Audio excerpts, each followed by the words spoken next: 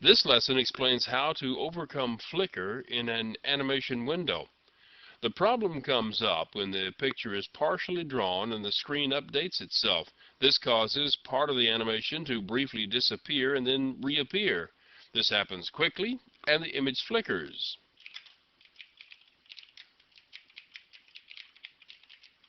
This is the Smooth Animation class, which is a modification of the previous example to remove flicker. The fundamental structure of the class is pretty much the same as the previous one. Here the declaration of an image reference is made. This image object is going to be used to make it possible to paint an entire frame of our animation into memory, and then put the whole thing into the window in a single instruction. Notice that the body of the run loop has been somewhat simplified.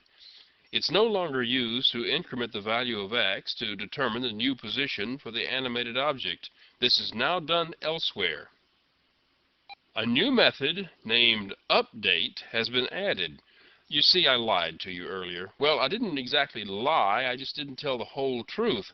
Whenever you call repaint, Java schedules a call to update, not to paint. There is a default version of update defined in the component class, and we inherit that update method here because we're extending the canvas class, which extends the component class. Anyway, the default update method doesn't do anything but make a call to the paint method. But we do a little more than that. This update method, which overrides the default update method, is inserted to do some other things before it calls the paint method. Look, all you have to do is remember that if you include an update method, it'll be called whenever you call repaint. For now, you can forget about all that stuff that goes on backstage. The first thing we do at the top of the update method is to move X to the next position, the same as we did inside the run loop in the previous program.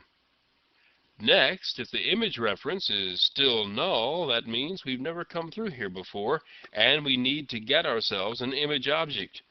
We construct an image object that is the same size as the window we're displaying. Then we extract the graphics object from the memory resident image and use that graphics object to call the paint method. At this point in the program, the entire picture that we want to put on display, background and all, has been painted onto the image object in memory. This method right here paints the entire image onto the display. You see, the graphics object that's passed to the update method is the same one that's normally passed on to the paint method. So it's the one we need to use to paint to the screen. Calling this method to paint the entire image to the screen in one fell swoop is the whole key to getting rid of flicker. This method draws the whole picture on the screen in a single action that cannot be interrupted and cause flicker. I know this is some more of that backstage magic, but believe me, it does get rid of the flicker. Look, it repaints the entire window one pixel at a time, right? Replacing the ones that are already there. So even if it were interrupted and restarted in the middle, it doesn't matter, because at no point will any portion of the screen peek through any other portion. It can't flicker. Here, I'll show you.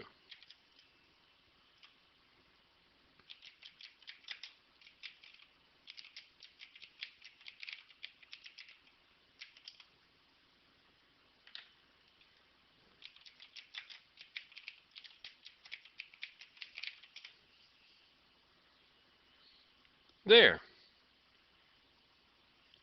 Oh, I know. It looks just like the flickering example because the techniques used for recording this movie and showing it to you automatically removes the flicker, but don't take my word for it. Compile and run both this program and the one from the previous lesson, and you'll see one flicker and the other one doesn't.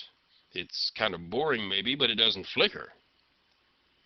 But wait, look what happens here.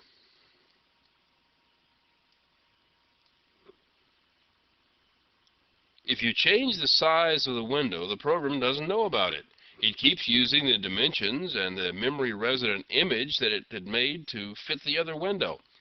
In the next lesson, I'll show you how to resize the window and have the animation adjust to fit it.